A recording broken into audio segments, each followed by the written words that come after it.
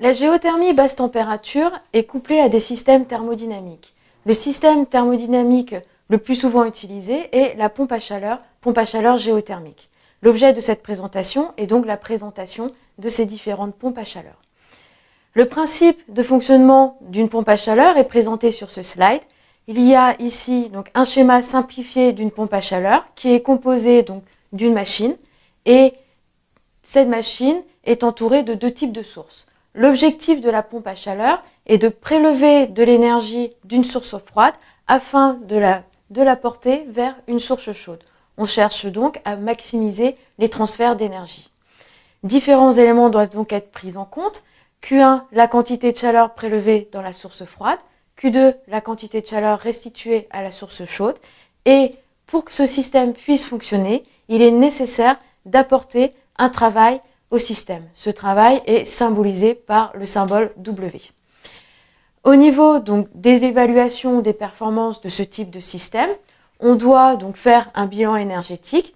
Pour faire ce bilan, on se base sur le premier principe, le principe de conservation de l'énergie, qui nous dit que l'énergie restituée à la source chaude est égale à l'énergie prélevée à la source froide plus le travail. À partir de ce premier principe, on pourra évaluer les performances de notre installation par le biais d'un COP dont le calcul peut se faire comme étant le rapport de la température de la source chaude sur la variation entre la température de la source chaude et la source froide. Un COP est un élément qui est fondamental pour évaluer les performances de notre installation. De façon générale, l'ordre de grandeur d'un COP est compris entre 3 et 5. Au niveau donc de ces ordres de grandeur, on se base souvent sur les COP théoriques. Néanmoins, il est important de prendre en compte le fait qu'un COP théorique est très supérieur à un COP mesuré de façon réelle. L'évaluation des COP réels et donc des performances réelles de notre installation est soumise à l'ajout d'un coefficient compris entre 0,4 et 0,7. De cette façon, on pourra évaluer les performances réelles de notre installation. L'objectif de ces systèmes, c'est d'avoir un COP qui soit le plus élevé possible. Plus le COP sera important, plus notre système sera efficace et plus les économies, si on parle en termes financiers, plus les économies pourront être importantes. C'est ce que l'on voit sur le slide présenté, sur le tableau présenté sur ce slide. Au niveau des pompes à chaleur, il existe différentes catégories. La première catégorie est la pompe à chaleur à compression. Cette pompe à chaleur est celle qui est la plus représentée sur le marché et on a quasiment en France que cette pompe à chaleur qui est utilisée. Le schéma de principe de cette pompe à chaleur est présenté ici en haut à gauche. On a différents éléments qui composent cette pompe à chaleur et ces éléments composent les différentes étapes. La première étape consiste à la compression. Deuxième étape, on passe au niveau du condenseur. Ensuite, une détente et enfin, on récupère de la chaleur au niveau de l'environnement. La première étape consiste donc à prendre le fluide frigorigène qui est sous la forme d'une phase gazeuse et l'objectif du compresseur est de permettre à ce fluide frigorigène d'avoir sa pression et sa température qui augmentent.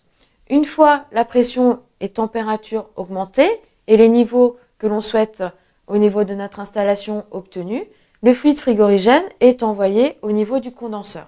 L'objectif ici est de permettre au fluide frigorigène de transférer son énergie vers un autre fluide qui nous servira pour nos applications. Ce fluide frigorigène va donc avoir sa température qui diminue et sa pression qui diminue. À la sortie du condenseur, le fluide frigorigène sera passé en phase liquide.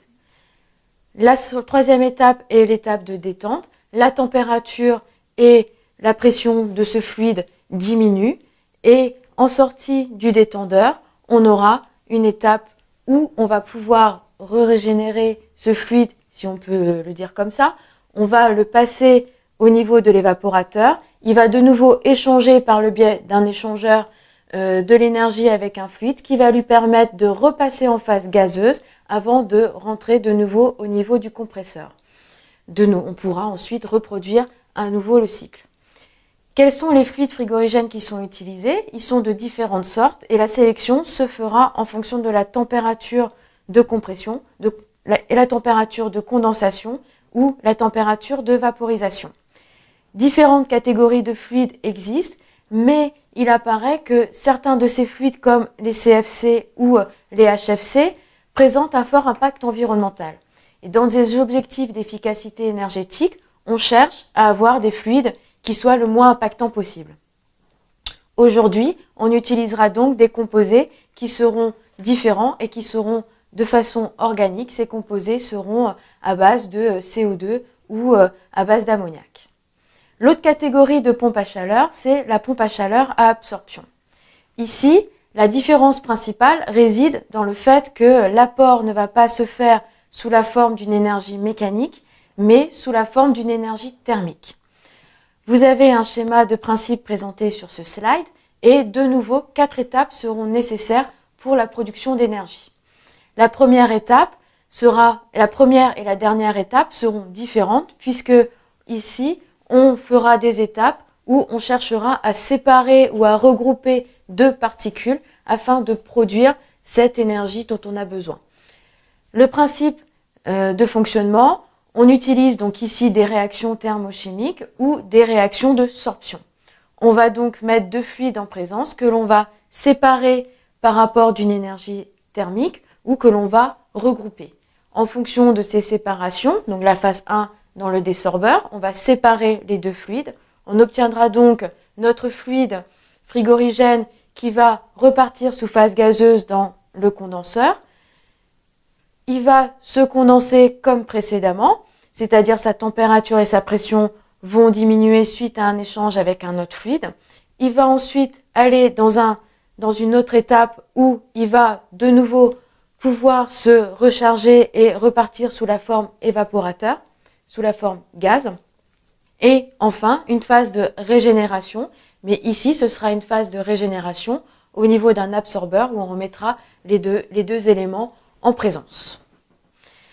Les 2 types de pompes à chaleur sont utilisés de manière différente. De façon générale, on trouvera essentiellement des applications avec des pompes à chaleur à compression. Au niveau des installations, on aura donc différentes installations qui pourront être mises en place.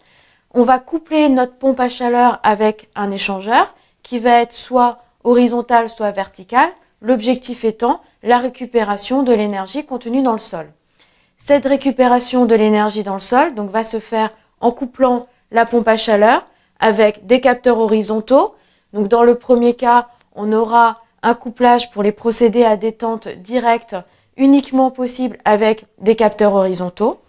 Si on utilise des fluides intermédiaires, dans ces cas-là, on pourra utiliser différents types d'échangeurs.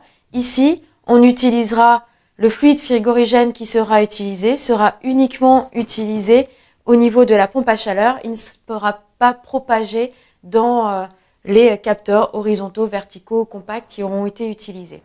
Enfin, une autre installation possible, c'est un procédé mixte qui sera uniquement utilisable avec des capteurs horizontaux. De nouveau, ici, le fluide frigorigène, comme dans le premier cas, pourra être utilisé tant au niveau de la pompe à chaleur qu'au niveau de l'installation globale.